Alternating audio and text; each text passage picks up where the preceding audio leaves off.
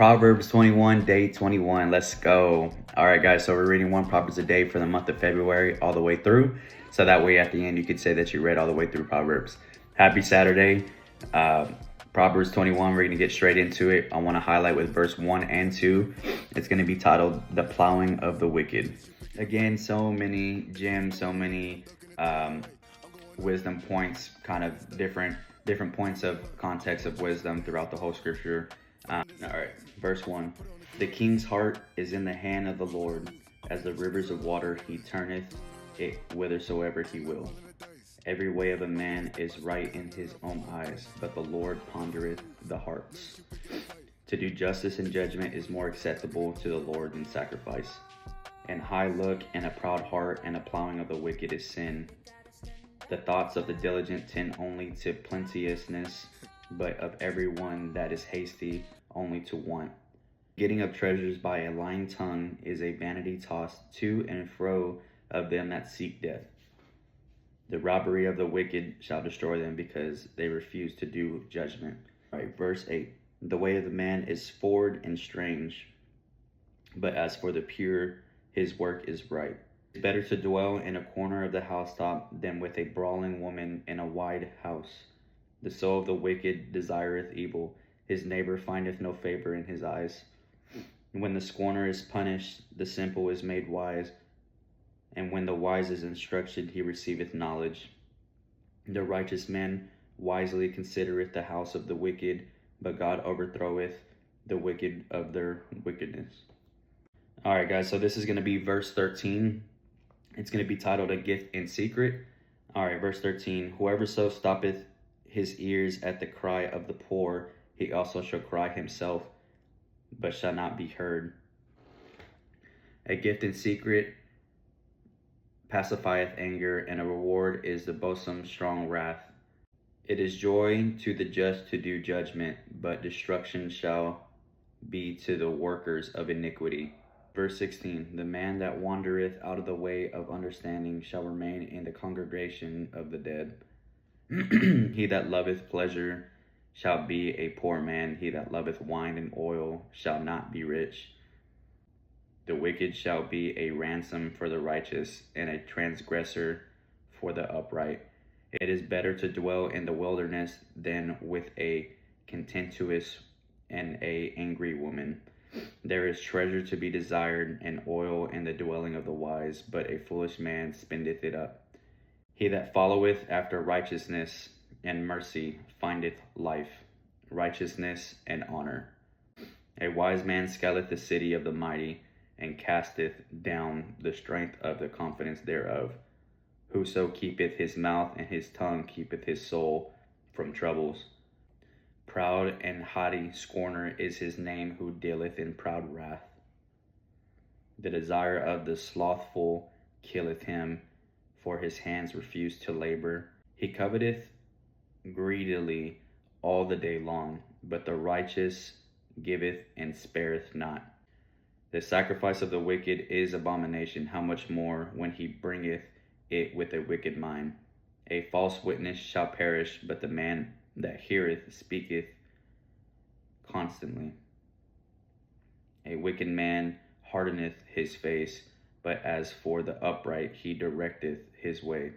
There is no wisdom, nor understanding, nor counsel against the Lord. The horse is prepared against the day of battle, but safety is of the Lord. So we're going to start breaking down verse 1 and 2. That's the ones that I wanted to highlight with. So verse 1, the king's heart is in the hand of the Lord. As the rivers of water, he turneth it whithersoever he will. So what does that mean? The king's heart is in the hand of the Lord. So the king, you can call him the king, you can call him the president, you can call him the boss, higher up, whatever you think, right? Somebody which is of high value on this earth. So the king's heart, so even that guy that thinks that he's running things, his heart is in the hand of the Lord, right?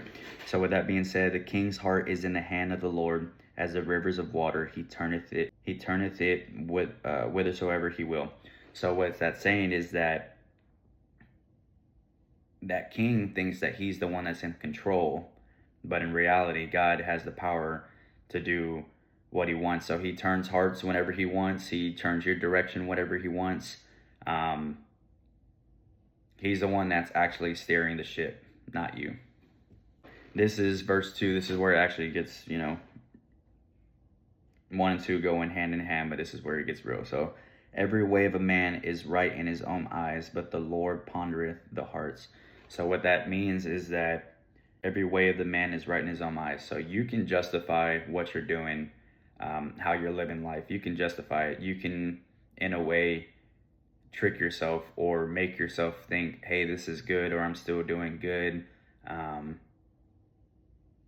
I'm falling a little bit, but overall I'm still doing pretty good. My good is outweighing my bad type deal, and that's just not how it works. So it says every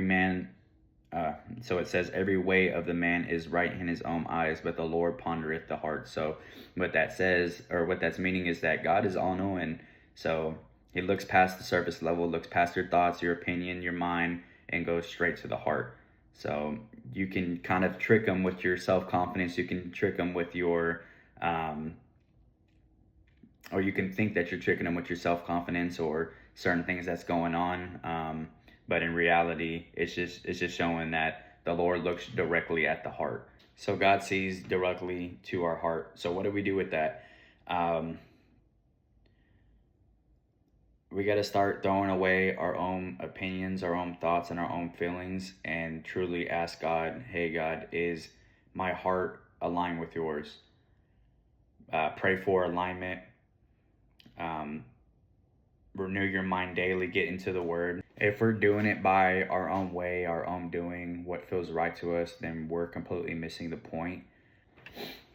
If we keep trusting our own way, our own thoughts, our own opinions, and just do what we want, then we're truly missing the point, because we're relying on self still compared to God, and we really need to unite our hearts with God and rely on God only.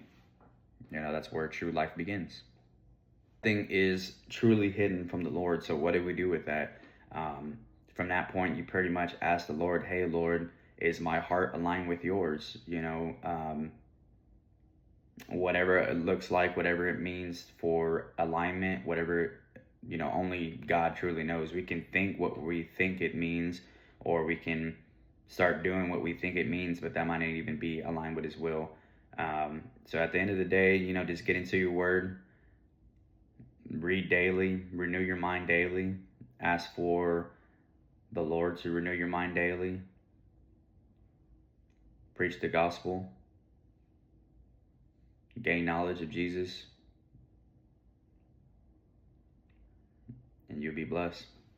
Well, guys, if you stayed this long, thank you so much. God bless y'all. I hope that you have an amazing weekend. Stay tuned for tomorrow for chapter 22, Proverbs 22. Peace. God bless.